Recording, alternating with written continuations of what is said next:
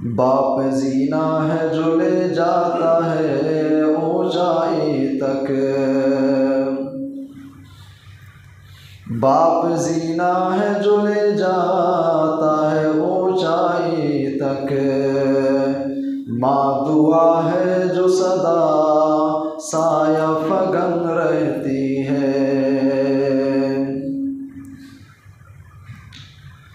मोहतरम हाज़िरीन जुमा, दीनी व इस्लामी भाइयों, नौजवान साथियों, आवाज़ सुन रही इस्लामी ख़वातीन मिल्लत इस्लामिया, तमाम किस्म की तारीफ़ और तौसीफ़ अल्लाह रब्बुल आलमीन के लिए लायक व ज़ेबा है।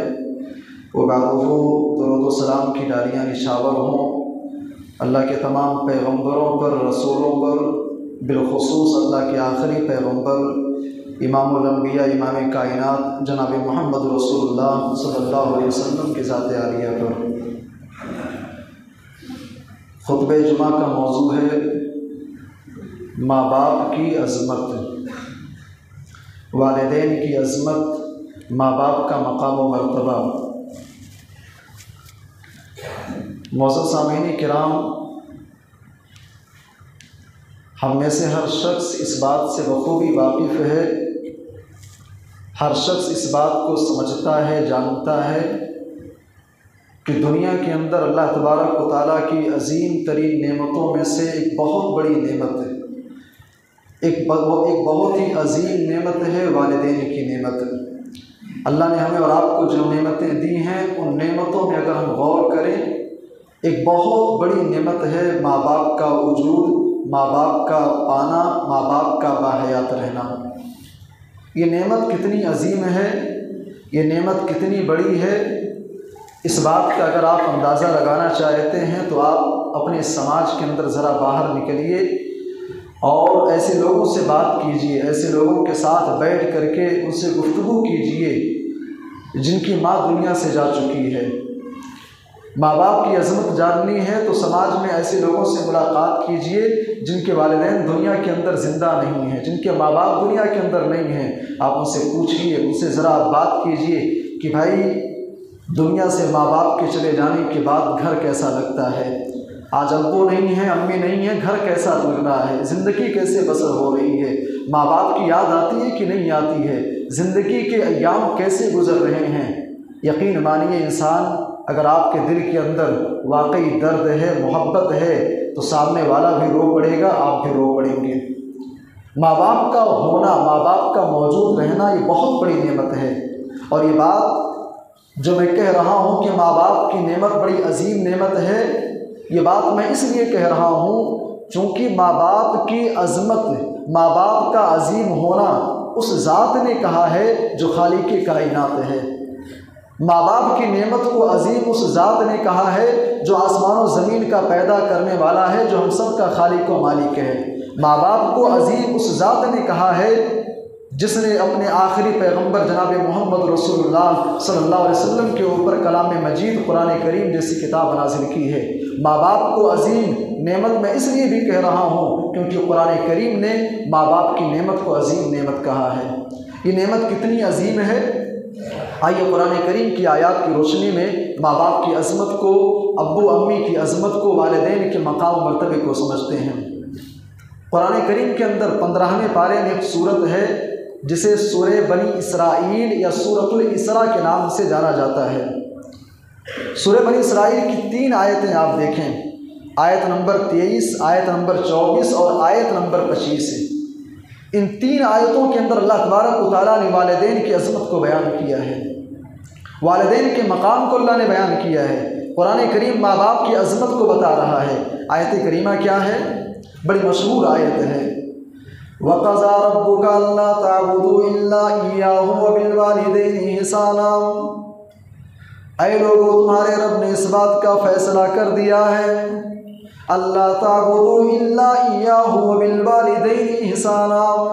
तुम्हारे रब ने इस बात का ऐलान कर दिया, तुम्हारे रब ने इस बात का फैसला कर दिया है, अल्लाह ताबुदू इल्ला इय्या, कि तुम सिर्फ़ और सिर्फ उसी की इबादत करो। इस कायनात के अंदर हमारे ऊपर सबसे अजीम हक अगर किसी का है, सबसे बड़ा हक अगर किसी का है, तो वो हक अल्लाह तबारक व तआला का है। अल्लाह ताला सबसे पहले अपने हक का तज़किरा कर रहा है। ऐ इंसान, दुनिया के अंदर सबसे अजीम हक, सबसे बड़ा हक अगर किसी का है तो मेरा हक है, और मेरा हक ये है अल्लाह ताबुदू इल्ला इय्या, तुम्हारी ये पेशानी उस अल्लाह के अलावा किसी और के सामने नहीं झुकनी चाहिए। तुम्हारी ये पेशानी किसी और के दर पे जा करके झुकनी नहीं चाहिए। इबादत हो तो सिर्फ और सिर्फ अल्लाह ताला की हो। अल्लाह ताबुदू इल्ला इय्या, तुम सिर्फ और सिर्फ अल्लाह की बंदगी करो, अल्लाह की इबादत करो। और उसके बाद अल्लाह ताला दुनिया के अंदर हुकूकुल इबाद में से, बंदों के हुकूक में से दूसरा हक बयान करते हुए, सबसे अजीम हक का तज़किरा करते हुए अल्लाह फरमा रहा है वबिल वालिदैनि इहसाना। तुम्हारे रब ने इस बात का भी फैसला कर दिया है, इस बात का भी ऐलान कर दिया है कि वालिदैन के साथ उसने सलूक करो, वालिदैन के साथ खैर भलाई का मामला करो। मेरे भाइयों दोस्तों, ज़रा तसव्वुर कीजिए, अल्लाह ताला अपनी तौहीद के फ़ौरन बाद वालिदैन के साथ एहसान करने का तज़किरा कर रहा है। हाफिज़ इब्न कसीर रहमतुल्लाह कहते हैं कि अल्लाह ताला अपनी तौहीद के साथ, तौहीद के फ़ौरन बाद अल्लाह ताला माँ बाप के साथ उसने सलूक की बात जिक्र कर रहा है। दरअसल ये वालिदैन के साथ एहसान करने के उजूब की एक बहुत बड़ी दलील है।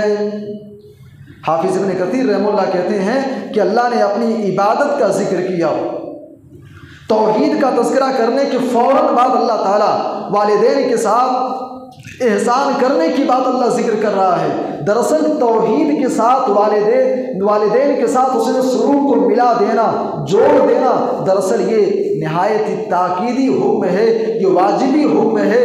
ये इस मामले में वालिदैन के साथ उसने सलूक की अहमियत को बताता है, वालिदैन के साथ उसने सलूक करने की उजूबियत को, वाजिब होने की तरफ इशारा है कि वालिदैन के साथ एहसान करना वाजिब है, ज़रूरी है। ये बहुत ही अहम मसला है मेरे भाई और दोस्तों। और आयत करीमा के इस टुकड़े पर आप गौर करें। हमारे समाज के अंदर बहुत सारे लोग इफ़रात व तफरीत के शिकार हैं। माँ बाप के साथ उसने सलूक के मामले में लोग इफ़रात व तफरीत के शिकार हैं। बहुत सारे लोगों का मामला क्या है, माँ के साथ में रहते हैं, माँ के साथ एहसान कर रहे हैं, लेकिन बाप से कोई वास्ता नहीं है।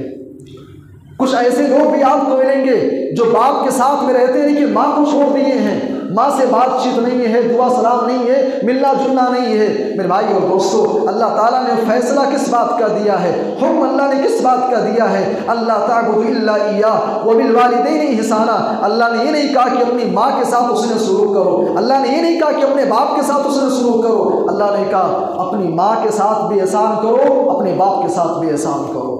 तो सिर्फ माँ के साथ नहीं या सिर्फ वालिद मोहतरम के साथ नहीं, माँ के साथ भी एहसान करना है और वालिद मोहतरम के साथ भी एहसान करना है।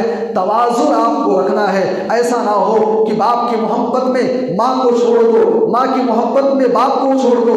नहीं नहीं मेरे भाई, आपकी परवरिश में, आपको जवान करने में, आपके पालने पोसने में, आपकी तरबियत में अगर माँ का किरदार है तो एक बाप का भी बड़ा अजीम किरदार होता है। उसके बाद एहसान करने की बात जिक्र करने के बाद अल्लाह तबारक व तआला कुछ और नसीहत कर रहा है। अगर आप बेटे की हैसियत से हैं, वालिदैन मौजूद हैं, वालिदैन हैं आपके, तो एक बच्चे को, एक बेटे को अल्लाह तबारक व तआला वसीयत कर रहा है, अल्लाह नसीहत कर रहा है।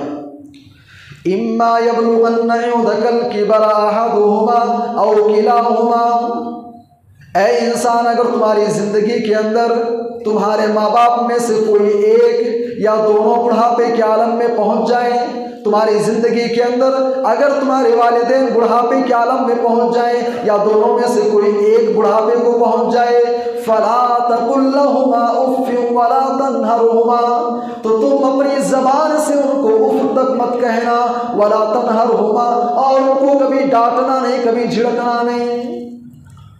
एक इंसान जब पैदा होता है बचपने के मरहले में, एक बच्चा ज़िद्दी होता है, एक बच्चा बचपन के आलम में बेसहारा होता है, कमज़ोर होता है, और वही बच्चा जब बुढ़ापे की दहलीज पर कदम रखता है, एक मासूम सा बच्चा जब बूढ़ा हो जाता है तो उसके अंदर वही सारे किरदार फिर से आ जाते हैं। वही बच्चों वाले किरदार ज़िद्दी हो जाता है, वही बच्चों वाले किरदार जिस तरीके से इंसान बचपने में कमज़ोर होता है, लागर होता है, बेसहारा होता है, बुढ़ापे के आलम में फिर वही बच्चा फिर से बेसहारा हो जाता है, वही कमज़ोर हो जाता है, लागर हो जाता है।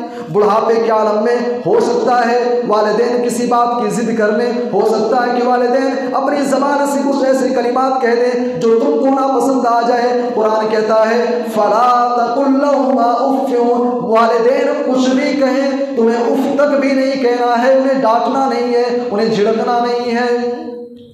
फला तकुल लहुमा उफ़ वला तनहरुमा, वालिदैन के साथ एहसान करना है।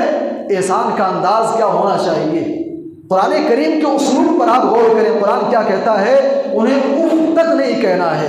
ये उफ़ का माना क्या होता है भाई? ये उफ़ करना किसे कहते हैं?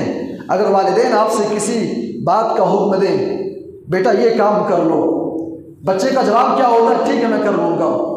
लेकिन कभी कभार ऐसा होता है कि वालिदैन कुछ करने के लिए कहते हैं, इंसान का मिजाज गवारा नहीं करता है करने को, नहीं करना चाहता है, लेकिन फिर भी माँ है, वालिद मोहतरम है, कह रहे हैं तो ठीक है कर देते हैं। इंसान उस मौके पर क्या बोलता है? ठीक है। थोड़ा सा गुस्से के अंदाज में, नागवारी के अंदाज में इंसान हामी भरता है, हाँ कहता है, ठीक है, हाँ ठीक है, इंसान हाँ ज़रूर कहता है, लेकिन उस हाँ के अंदर, उस हामी के अंदर, उस यस के अंदर कहीं ना कहीं नापसंदीदगी होती है, नापसंदीदगी का इजहार होता है। कुरान कहता है तुमको ये भी नहीं कहना है। और आप तसव्वुर करें, कुरान करीम की आयत पर आप गौर करें, कुरान क्या कहता है?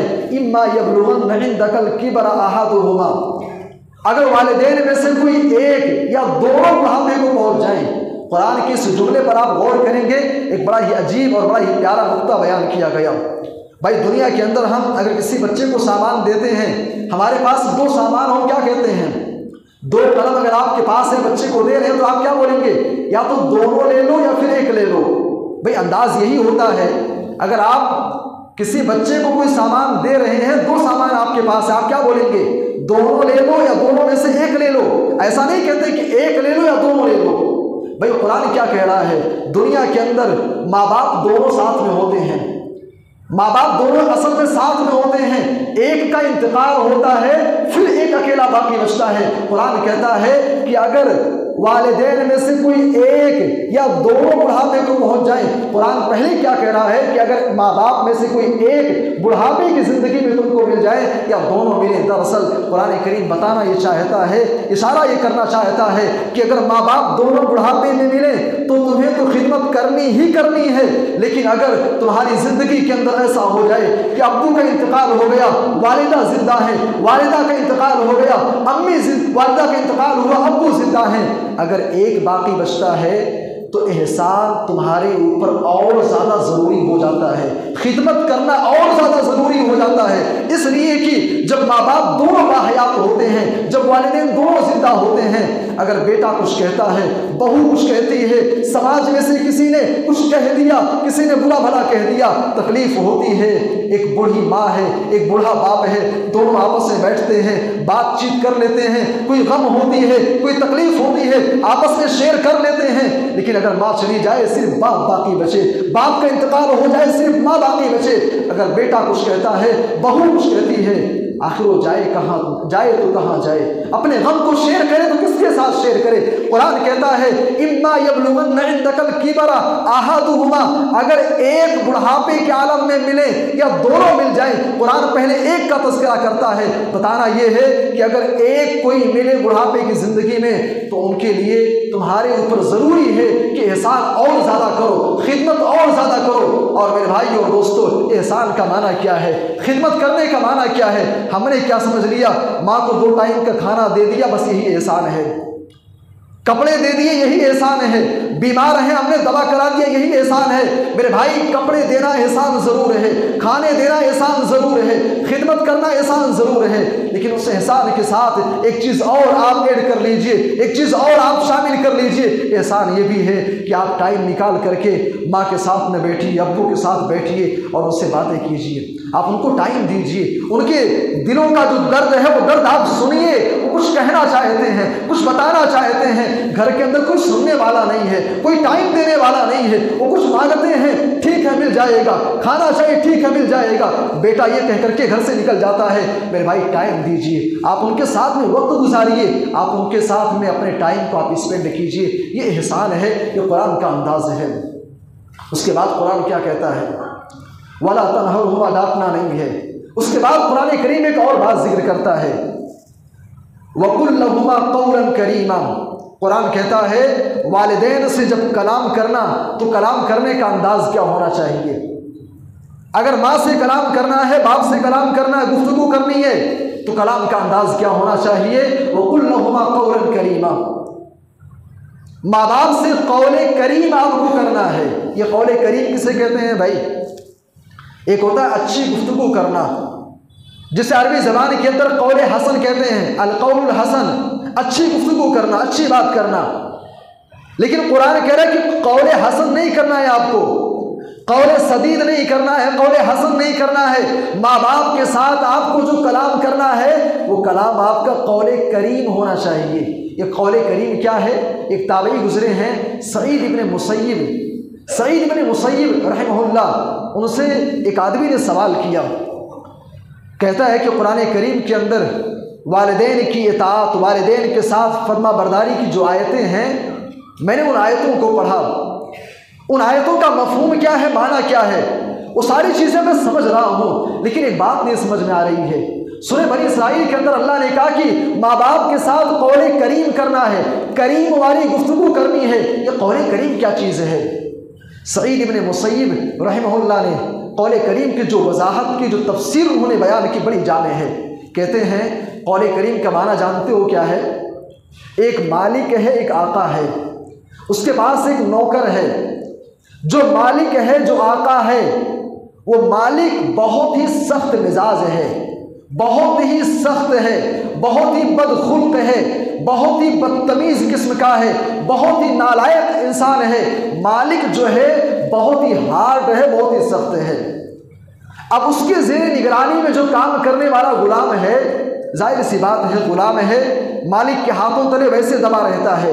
अब अगर मालिक सख्त हो, मालिक अगर हार्ड हो, गुलाम से अगर थोड़ी सी कहीं चूक हो जाए, थोड़ी सी कहीं गलती हो जाए और उस गुलाम को मालिक के सामने पेश किया जाए, ज़रा बताना वो गुलाम अपने मालिक से बात कैसे करेगा?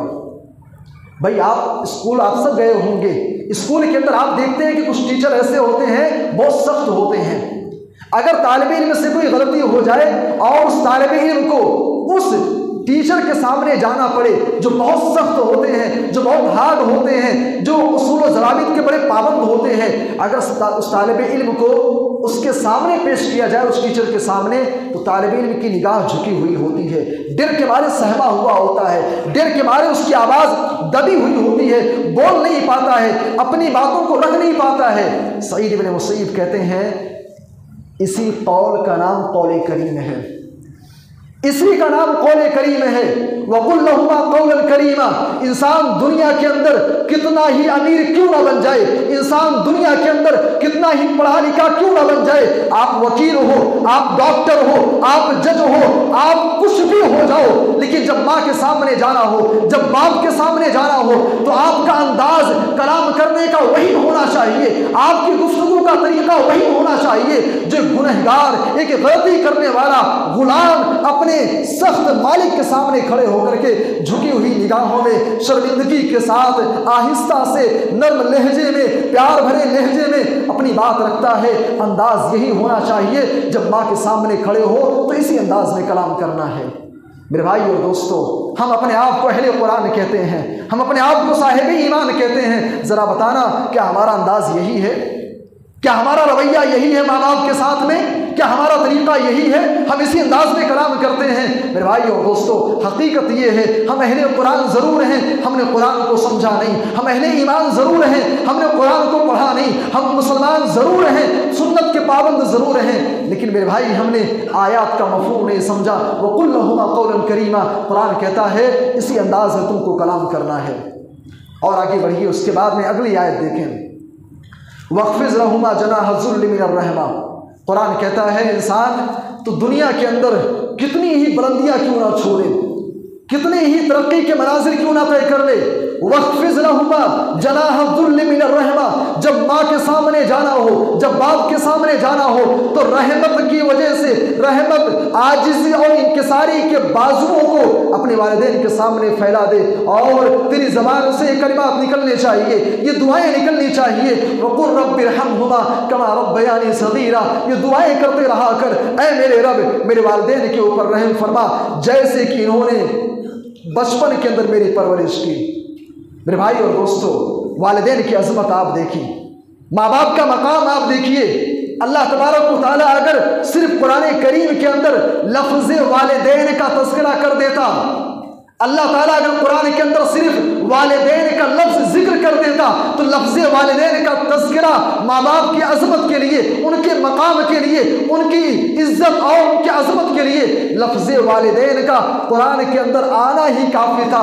लेकिन कुर्बान जाइए, अल्लाह तबारक व तआला अज़मत बयान कर रहा है, और अज़मत बयान करते हुए अल्लाह तबारक व तआला दुआएं भी सिखला रहा है।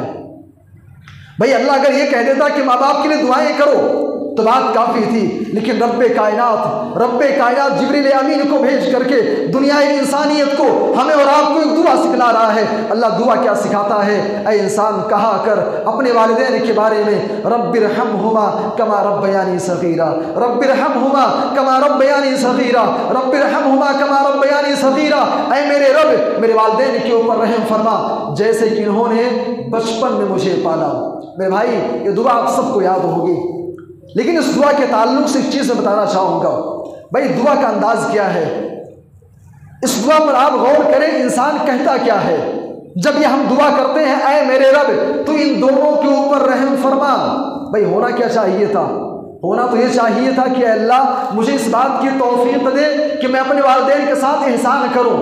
दुआ ये होनी चाहिए थी, लेकिन इंसान दुआ क्या करता है? अल्लाह ने दुआ क्या सिखलाया है? रब्बिरहमहुमा, ऐ मेरे रब तू इन दोनों के ऊपर रहम फरमा।